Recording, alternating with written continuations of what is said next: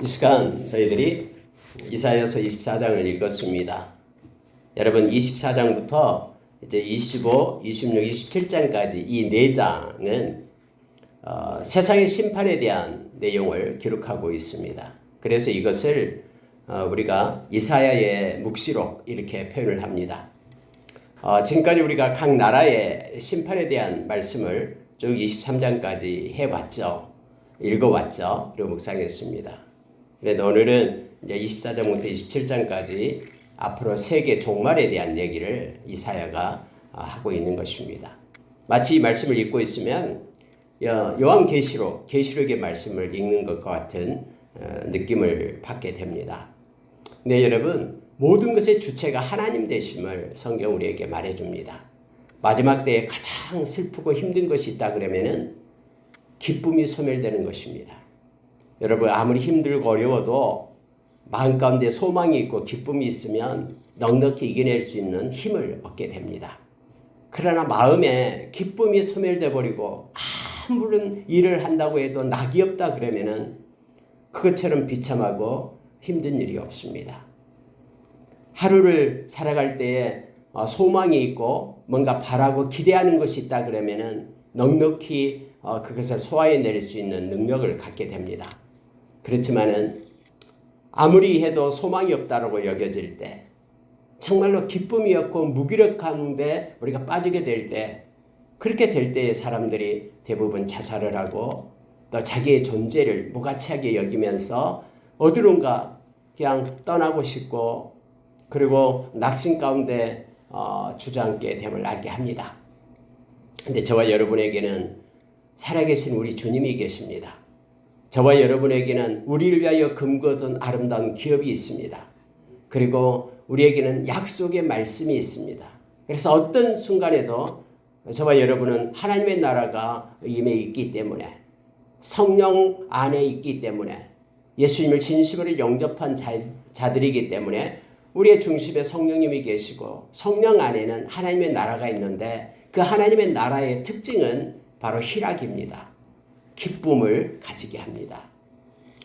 나의 힘과 나의 정욕대로 세상을 사는 것이 아니라 하나님의 뜻을 바라보고 하나님의 의를 가지고 뿐만 아니라 기쁨을 가지고 희락을 가지고 그리고 화평을 마음 가운데 품고 사는 이들이 바로 하나님의 백성인 저와 여러분, 하나님의 나라를 소유한 백성들이죠. 그래서 아무것도 염려하지 말라라고 말합니다. 그러면 염려거리가 있을 때는 어떻게 해야 되냐? 기도와 간구를 하라라고 말합니다. 여러분, 기도와 간구는 두 가지죠. 간구는 나의 마음을 하나님께 쏟아놓는 것이 간구입니다. 하나님, 제가 이루고 싶어요. 이렇게 되고 싶어요. 지금 제 마음이 이렇게 답답해요. 힘들어요. 하면서 자기의 마음을 진실되게 하나님 앞에 토설하는 것이 간구입니다.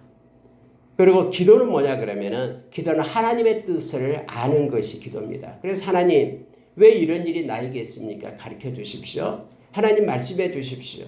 나에게 하나님의 뜻과 하나님의 생각을 부어 주십시오. 하나님의 그 은혜를 나에게 입혀 주십시오. 예수님의 보혈로 나를 두르시고 새롭게 해 주십시오. 이처럼 여러분, 하나님의 것을 바라고 하나님이 기뻐하는 것을 원하는 것이 기도입니다. 그래서 우리는 기도와 간구, 염려가 오고 걱정이 올 때 이 기도와 간구를 하나님께 드릴 수 있는 특권을 가진, 예수 이름의 권세를 가진 하나님의 백성입니다. 그래서 우리는 걱정이 없는 거예요. 무슨 일이 있을 때마다 염려되고 두렵고 의심이 있고 있을 때마다 이걸 하나님께 맡기는 거예요. 하나님은 다 알고 계시고 가장 좋은 방법으로 인도해 주실 분이 우리 하나님이 되십니다. 그를 맡겼기 때문에 마음 가운데 염려가 소멸되고 주님이 주신 기쁨과 평안으로 우리가 생각과 마음을 가지고 살아갈 수 있다라는 거죠. 그래서 여러분, 오늘 24장을 읽으면요, 마지막 때에 소멸되는 것이 바로 이 희락, 기쁨이 소멸됩니다. 즐거움이 없어져요. 그래서 늘 근심과 염려, 고통 가운데 세상은 놓이게 됨을 알게 합니다. 그러나 하나님의 백성인 저와 여러분은 하나님이 공급해 주시는 기쁨과 평안을 가지고 사는 존재임을 다시 한번 알게 합니다. 그래서 이 땅에서 예수를 믿는 것이 얼마나 행복하고 좋은지 모릅니다. 정말로 이 땅에서 믿음을 가진 것만큼 보배로운 것이 없습니다. 이 세상에 가장 존재하는 가치 중에 황금이 있고 뭐 여러 가지 금은 보화가 있다고 하지만은 그거보다도 더 값진 것이 믿음이다라고 우리에게 말해주죠. 그래서 우리가 이 세상 끝나게 될 때, 우리 주님 만나게 될 때 믿음으로 살았느냐에 대해서 우리 주님 우리를 칭찬하고 우리에게 존귀와 그리고 영광을 주신다라고 베드로전서 1장 7절에서 가르쳐 줍니다. 여러분 말씀을 잠깐 보고요. 기도하는 시간을 갖겠습니다. 자, 24절 1절을 보십시오. 보라, 여호와께서 땅을 공허하게 하시며 황폐하게 하시며 지면을 뒤집어 엎으시고 그 주민을 흩으시리니 백성과 제사장이 같을 것이며 종과 상전이 같을 것이며 여종과 여주인이 같을 것이며 사는 자와 파는 자가 같을 것이며 빌려주는 자와 빌리는 자가 같을 것이며 이자를 받는 자와 이자를 내는 자가 같을 것이라. 여러분 이게 무슨 뜻이에요? 마지막의 때에 하나님의 심판의 때에는요. 한 명도 빠져나가는 사람이 없다라는 거예요. 예외가 없어요. 군대를 가면은 군대에는 어떻게 훈련을 받고 할 때 예외가 있습니다. 예외되면 진짜 좋아요. 막 훈련을 막 심하게 받는데 너는 어디 좀 배가 아프니까 너는 예외 잠깐 쉬고 있어. 그러면 너무 예외를 받게 되면 너무 기분이 좋죠. 군대 안 갔다 와서 잘 모르시죠? 군대 가면 그렇습니다. 근데요, 하나님의 심판을 빠져나갈 사람이 없어요. 모든 사람이 하나님의 심판 앞에 섭니다. 그 어떤 사람도 예외가 없습니다. 부자든 가난하든 아니면은 막 돈이 있어서 꾸어주는 자든 돈이 없어서 꾸는 자든 예외가 없다라는 거예요. 그래서 여러분 우리가 히브리서 9장 27절에서 한 번 죽는 것은 정해져 있고요. 이후에는 심판이 있다라고 말합니다. 예수 믿는 사람도 심판대 앞에 섭니까? 이게 당연하죠.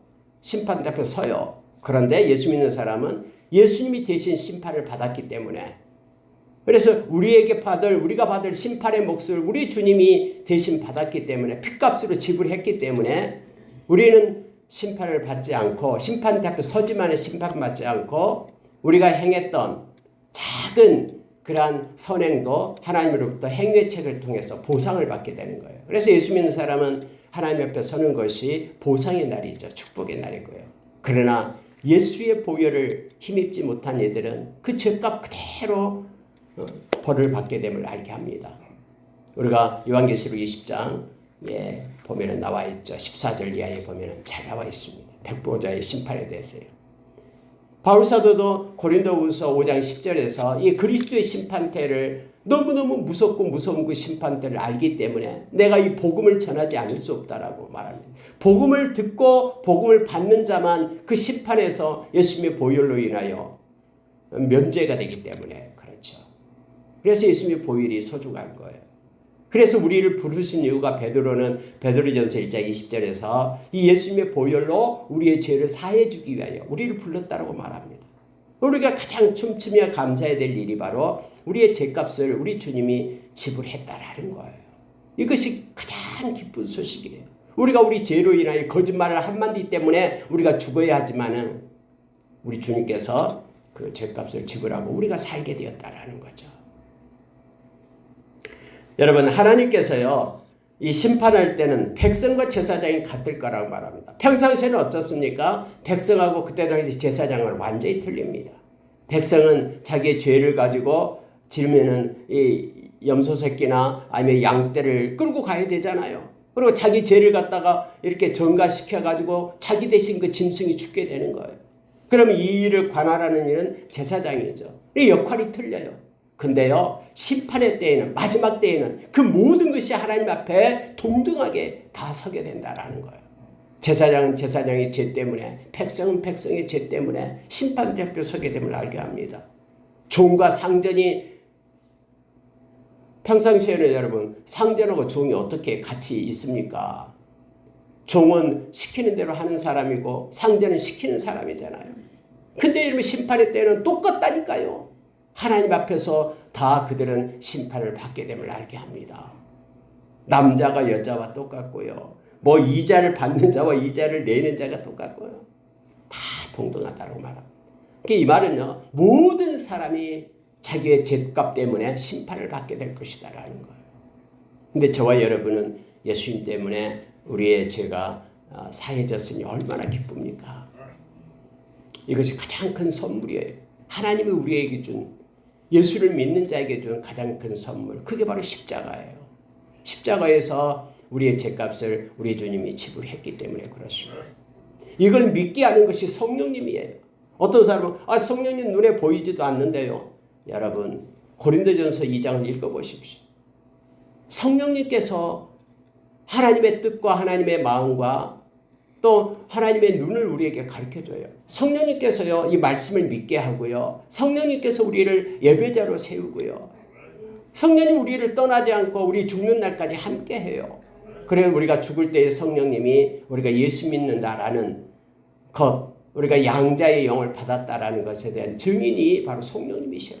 그 성령님이 우리의 증인이 되어줘야지만이 우리가 하나님의 나라를 상속받을 수 있어요. 그래서 우리가 가짜로 믿는 사람들은 절대 하나님 나라에 못 가요. 왜냐하면 성령님이 증인이 돼서 알고 있거든요. 성령님 진짜로 믿는 자에게만 성령님이 계시거든요. 예수님을 영접하는 자에게는 성령님이 계셔요. 그게 바로 로마서 8장 9절이에요. 너희 안에 그리스도의 영이 없으면 그리스도인이 아니다라는 거예요. 겉모습은 크리스천인 것처럼 보이지만은 마음 중심에 성령님이 계시지 않으면은 크리스천이 아니다라고 말합니다. 그러니까 진심으로 마음의 문을 열고 예수님을 나의 구주, 나의 하나님으로 영접한 사람은 우리가 느끼든 느끼지 못하든 우리의 마음 가운데 성령님이 계셔요. 그래서 고린도전서 3장 16절에서 너희 안에 성령이 계시는 것을 알지 못하느냐. 너희 몸이 성전인 것을 알지 못하느냐라고 우리에게 말씀하신 것을 보게 됩니다. 자, 여러분 중요한 말씀이 있는데요. 3절 보세요. 땅이 완전히 공허하게 되고 완전히 황무하게 되리라. 여호와께서 이 말씀을 하셨느니라. 아니 어떻게 마지막 때는 땅이 황무하게 되고 이렇게 뒤집어지고 지면이 뒤집어지고 공허하게 되고 황폐하게 되고 이런 일이 일어납니까? 이유는 간단해요. 하나님께서 말씀하셨기 때문에 그래요. 그러니까 세상은 여러분 하나님의 말씀대로 이렇게 이루어져 간다니까요. 눈에 보이는 대로 나타나는 대로 보여지는 것이 아니에요. 세상에 나타나는 것은 말씀의 결과예요. 히브리서 11장 3절에서 우리에게 가르쳐주고 있잖아요. 천지는 없어져도 그래서 말씀은 남아있는 거예요. 말씀대로 세상은 심판되고 세상은 이루어지기 때문에. 사람들은 그렇게 말한다라고 베드로후서 3장에서 말해주고 있잖아요. 세상에 조롱하는 자들이 나타나서 무슨 예수님이 다시 오지냐고. 아까 우리가 찬양을 했습니다마는 예수님이 어떻게 다시 오냐고. 어제 하늘과 오늘 하늘이 똑같은데 1000년 전과 지금이 똑같은데 하면서 조롱하는 자들이 나타난다고 합니다. 베드로 사도는 우리에게 뭐라고 얘기하냐면은 그들은 알지 못한다라는 거예요. 왜요? 처음에 세상이 만들어졌을 때 아무것도 없었거든요. 무였어요. 무. 그런데 하나님이 빛이 있으라게 빛이 있었고요. 해와 달도 만들었고요. 사람도 만들었고요. 하나님이 명령하면은 그대로 완성이 돼서 우리 눈앞에 보여지는 것이 하나님이 말씀으로 창조한 거거든요. 그럼 그 말씀으로 창조했던 하나님께서 내가 다시 오리라 라고 말씀하신, 그러면 말씀대로 주님이 오시는 거예요. 하나님의 때예요. 한 생명이라도 회개하고 돌아와서 구원 얻기 위하여 기다리고 계신다라고 우리에게 말씀해 주시죠. 그러나 하나님의 때가 되면 하늘이 말리고 땅의 체질이 풀어지고 똑같아요. 여기서요 땅이 공허하게 되고 황폐하게 되고 지면이 뒤집어 엎어지게 되고 이거예요. 땅의 체질이 풀려요. 그리고 천군 천사 호령 나팔 소리와 함께 우리 주님이 오셔요. 저와 여러분의 이름을 아까 나팔 불 때 나의 이름 이렇게 막 불렀잖아요. 하나님이 실수하지 않고요. 다 여러분의 이름을 불러요. 진심으로 믿었다면. 그리고 우리 주님을 맞이하게끔 하나님의 백성이 되게끔 그렇게 합니다. 이 모든 것들이 이 말씀을 하나님께서 하셨기 때문에 그대로 성취된다라고 지금 이사야는 말씀하고 있는 것입니다. 자, 여러분 5절에 한번 보십시오. 그런데 그 이유를 5절에 이렇게 적고 있어요. 땅이 또한 그 주민 아래서 더럽게 되었으니 이는 그들이 율법을 범하며 율례를 어기며 영원한 언약을 깨뜨렸습니다. 라고 말합니다. 세상이 모두가 다 더럽게 되었다고, 땅이 더럽게 되었다고 말합니다. 그래서 땅을 기경하겠다고 하나님께서 말씀하신 것이죠. 오셔서. 근데요. 왜 땅이 더럽게 되었냐? 그러면 이유를 말할 때 말씀을 어겼기 때문이라고 말합니다. 여러분 세상은요, 이 말씀이 없으면 하나님에 대한 경외함이 소멸돼 버립니다. 세상 사람들에게 그래서 우리가 마태복음 24장 14절 말씀이 나오죠. 천국 복음이 모든 족속에게 증언되어야 그제야 끝이 오리라 라고 말합니다. 하나님의 말씀이 모든 열방 모든 민족에게 증거되어야 그제야 끝이 오리라. 하나님의 말씀을 그들이 받을 때 말씀을 받은 사람은 구원을 얻지만 말씀을 버린 사람은 심판에 이르게 됨을 알게 하는 거예요. 여러분 하나님이 오셔서 지금 마지막 심판 때에 말씀하시는데 이렇게 된 이유가 뭐냐면은 사람들이 율법을 범하며 율례를 어기며 영원한 언약을 깨뜨렸습니다 라고 말하고 있죠. 그들에게 모든 말씀이 증거되고 말씀이 주어져 가지고 그 말씀을 택한 사람은 구원을 얻지만 이 복음 가스펠 이 말씀을 갖다가 기쁜 소식을 버린 자는 심판을 받게 됨을 알게 하는 거예요.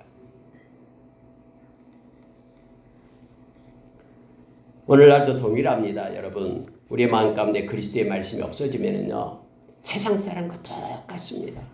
예수 믿는 사람도 마음에 말씀이 없으면 세상 사람과 똑같아요.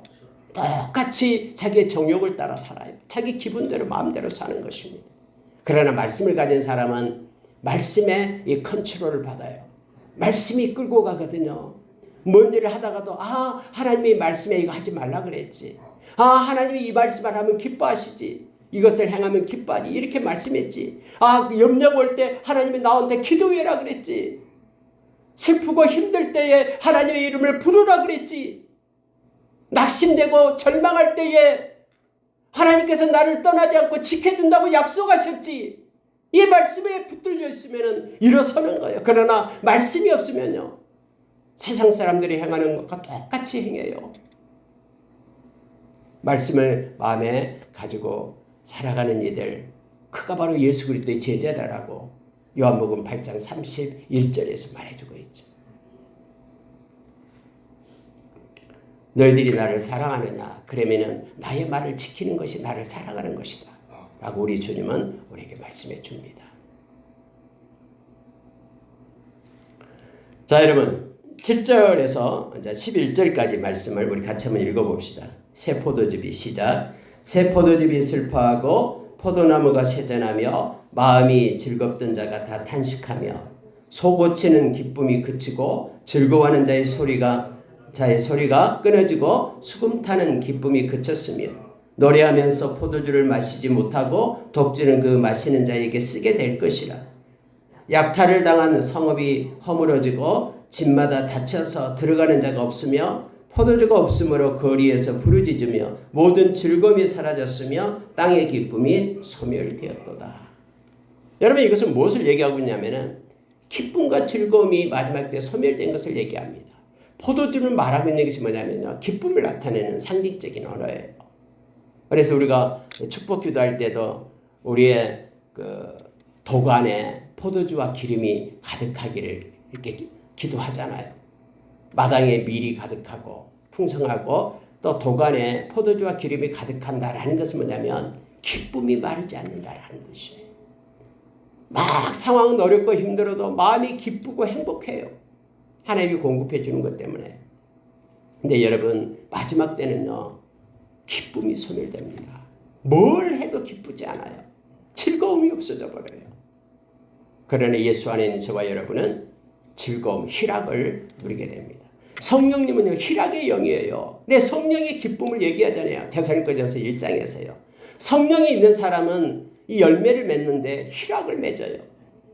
사랑과 희락과 화평과 오래 참음과 이게 성령의 열매잖아요.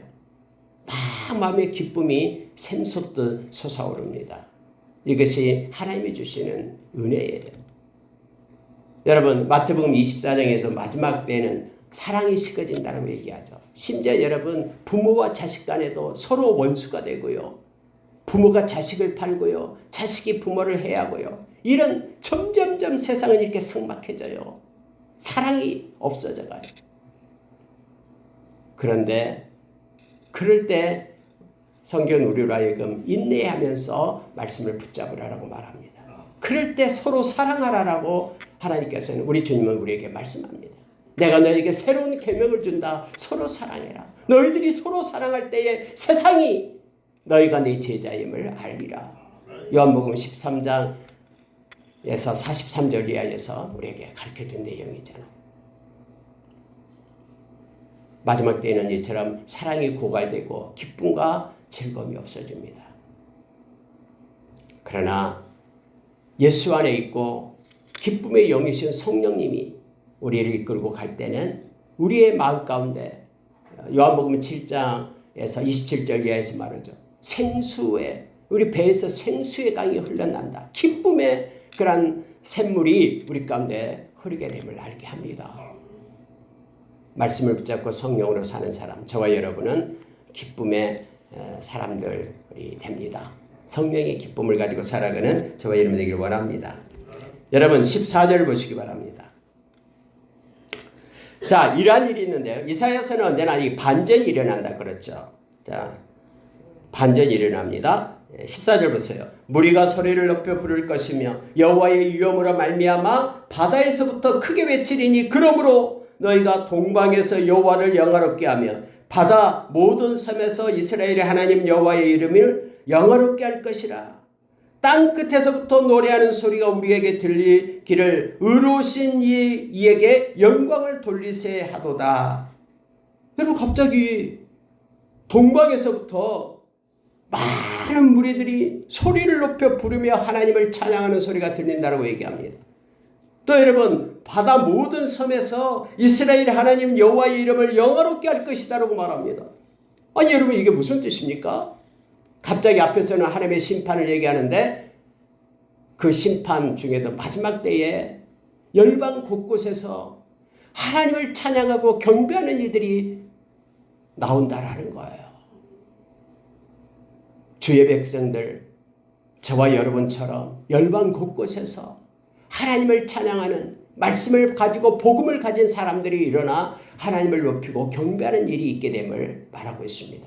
이게 동방이다라는 것은 뭐냐면요. 여러분 이스라엘 나라를 딱 보면은 이쪽 동쪽으로는 육지잖아요. 동쪽으로 땅. 예를 들어서 뭐 아수르, 바벨론, 이쪽으로 인도, 이쪽으로 다 동쪽이에요. 그럼 서쪽은 어떤 점이에요? 서쪽이 지중해예요, 지중해. 바다, 섬. 그래서 여러분 여기 두 가지를 얘기합니다. 동방으로부터 하나님의 백성이 찬양하고 몰려들 것이고 또 반대편 이 섬, 바다의 섬으로부터 이것은 지중해 서쪽을 얘기해요. 그래서 모든 열방 가운데서라는 표현이에요.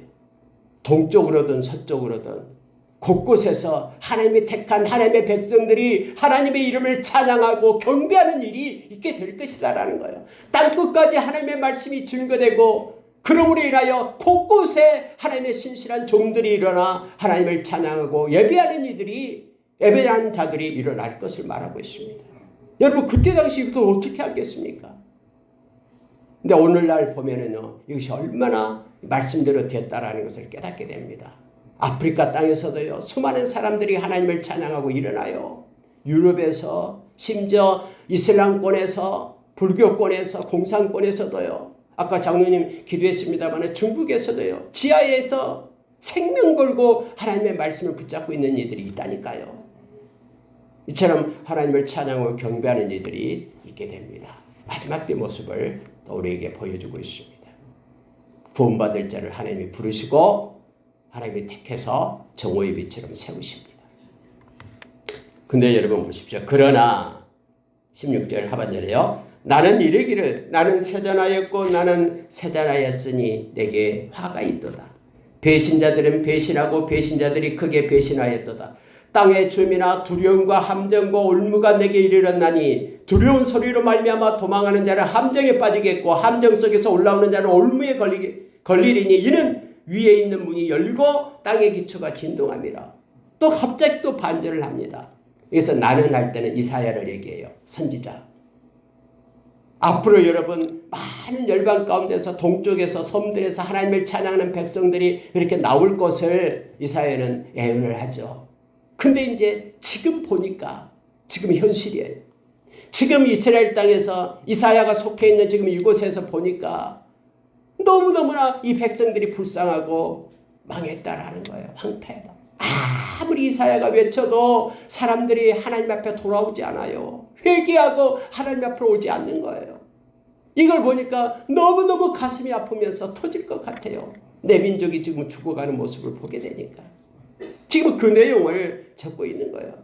하나님을 배신하고 하나님을 떠나고 아무리 돌아오라라고 외쳐도 돌아오지 않아요. 다음에 여러분 이사야서가 66장까지 되어 있다 했잖아요. 다음에 65장 첫 1절 2절에 가면은요. 하나님의 모습을 이사야가 그려요.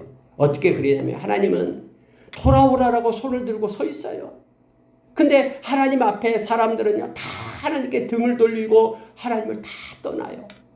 하나님을 마주보면서 돌아와야 되는데 온종일 하나님을 손을 들고 서 있어요. 내게 오라 내게 오라. 그런데 사람들은 다 등을 보이고 떠나는 모습을 이사야는 그리고 있어요.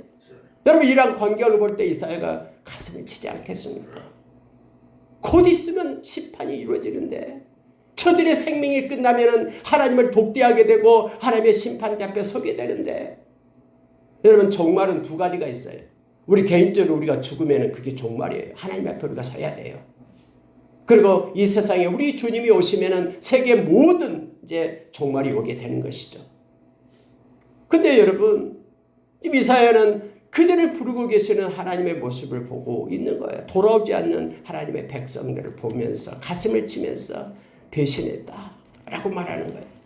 배신하고 배신자는 크게 배신하였다. 너무너무 두려운 거예요. 하나님의 심판이 두려움이 있고 함정이 있고 올무가 있는데 너무 두려워서 막 도망치다가 이렇게 올라오면 보니까는 함정에 빠져요. 함정에 빠져가지고 허우적거리다가 막 어떻게 해서 길을 찾아 올라오는데 또 올무에 걸려요. 이 말은요. 하나님의 심판을 빠져나갈 수 없다라는 거예요. 하나님이 어떤 분인데요. 여러분 대충 넘어가지 않습니다. 하나님이 대충 넘어가신 분이었다면 당신의 아들을 십자가에 죽이지도 않았어요. 우리의 죄값 때문에요. 그냥 대충 그래 죄 없어 끝 하고 말았겠죠. 그러나 하나님은요. 철저하셔요. 하나님 우리의 생각을 살피시고요. 하나님 우리의 의도와 동기까지도 다 알고 계셔요. 우리의 마음의 생각까지도 묵상까지도 입술의 말까지도 다 알고 계신 분이 그분이에요. 그래서 여러분 로마서 14장에 보면은 하나님의 심판대 앞에서 너의 입이 네가 했던 말을 직구할 것이다. 부끄럽고 수치스럽게 말했던 것 회개하지 않으면 다 알게 될 것이다 라고 말하고 있습니다. 귀로 속삭이며 했던 것 지붕 위에서 올라가서 다 선포될 것이다 라고 주님이 그렇게 말씀하시잖아요. 하나님은 적당하신 분이 아닙니다. 우리에게 정확하고 철저하게 그래서 우리가 하나님 앞에 나가서 회개하기를 성경은 요청합니다. 두려움과 함정, 올무를 이 지금 이사야가 보고 있는 거예요. 그래서 가슴을 치면서 앞에서 그렇게 말하죠. 나는 쇠잔하였고 나는 쇠잔하였다 라고 외치고 있음을 보게 됩니다. 자 여러분 21절 23절 보고 마치겠습니다. 21절 보면은 그날에 여호와께서 심판하는 그날입니다. 여호와께서 높은 데에서 높은 군대를 벌하시며 땅에서 땅의 왕들을 벌하시리니. 갑자기 높은 군대가 왜 나옵니까? 높은 군대가 뭐냐면은 사탄을 얘기합니다. 여러분 약한 사탄 마귀는요 세상 끝날 때까지 있어요. 왜냐하면 하나님이 이렇게 정해놨기 때문에. 어떻게 여러분 하나님과 견주어서 싸울 수 있습니까? 어떤 사람은 그렇게 말해요. 이 악마하고 이 성령하고 막 이렇게 대등하게 싸운다 생각하는데 그게 아니에요. 성경을 읽어보면요. 이 악한 악마도 피조물이잖아요. 어떻게 피조물이 소물줄을 이길 수 있겠어요? 못 이깁니다. 요한계시록 20장 보십시오. 그들이 수없이 많은 악한 사탄이요. 이 세상의 군왕들과 짜가지고 바다의 모래처럼 많아요. 그들이 예루살렘 성령을 들어요. 이기려고. 근데 여러분 하늘에서 불이 내려와서 그들을 금방 살라버려요.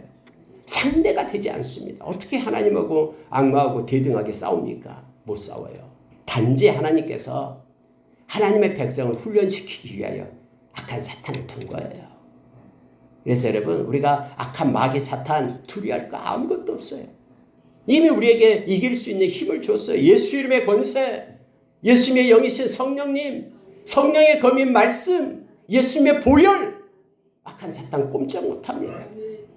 그래서 여러분 여기서요 높은 군대 벌하시며 땅의 왕들을 벌하시며 요한계시록 20장 2절 3절의 말씀을 지금 말하고 있는 거예요. 마지막 때요 그들은 다 묶여서 무저갱 속에 불못 속에 그들이 들어가게 됨을 알게 합니다. 이미 여러분 이사야를 통해서요 이 말씀을 다 하고 있는 거예요. 23절 보십시오. 그때에 달이 수치를 당하고 해가 부끄러워하리니 이는 만군의 여호와께서 시온산과 예루살렘에서 왕이 되시고 그 장로들 앞에서 영광을 나타내실 것이라. 만왕의 왕 만주의 주 되신 우리 주님께서 오셔서 이제는 통치하는 새로운 나라가 임하게 됨을 알게 합니다. 영원한 우리 주님이 천군 천사 호령 나팔 소리와 함께 올 때에 먼저 죽은 자들이 먼저 온다라고 말하죠. 데살로니가 전서 4장에서 우리에게 가르쳐주고 있죠. 그래서 주 안에서 죽은 자들은요 가장 행복한 자임을 알게 합니다. 그리고 살아있는 자들도 우리 주님과 함께 영원한 나라 가운데 거하게 됨을 알게 합니다. 우리 주님이 왕에 대해서 통치하시고요. 지금도 예수 믿는 사람들은 저와 여러분 가운데 성령님이 계셔서 하나님의 나라가 우리의 마음 가운데 있습니다. 그런데 이제 우리 주님이 오시게 되면은 이제는 이 세상의 모든 것들이 이제는 새롭게 되고 회복되어 하나님의 나라가 임하게 됨을 알게 합니다. 말씀 마치겠습니다. 오늘도 여러분 세상은 점점 이 기쁨과 또 감사 그리고 평안이 소멸돼 갑니다. 그러나 예수 안에서 오늘도 힘을 얻고 주님이 주신 기쁨과 평안으로 행복한 하루가 되기를 예수 이름으로 축원합니다. 함께 기도하겠습니다.